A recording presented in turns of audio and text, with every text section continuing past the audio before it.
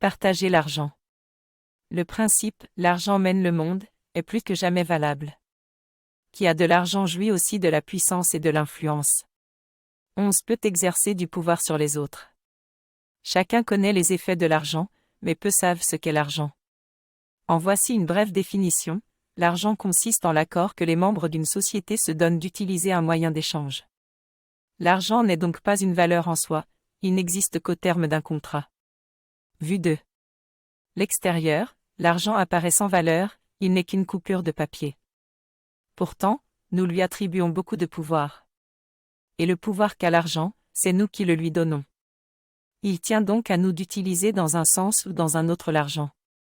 L'élément le plus important dans l'argent, c'est qu'il est utile aux êtres humains.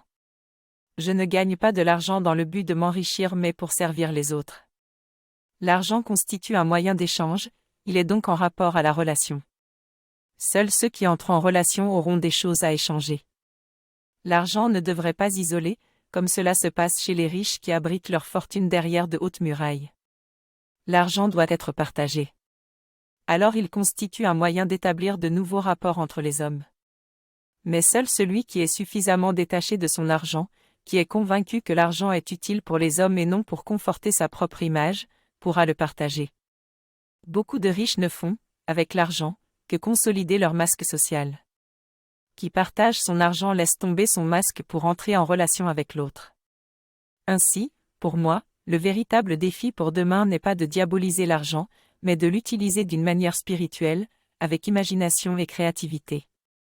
Il faudrait voir l'employer avec détachement, dans le but de servir les autres et d'éveiller la vie en eux.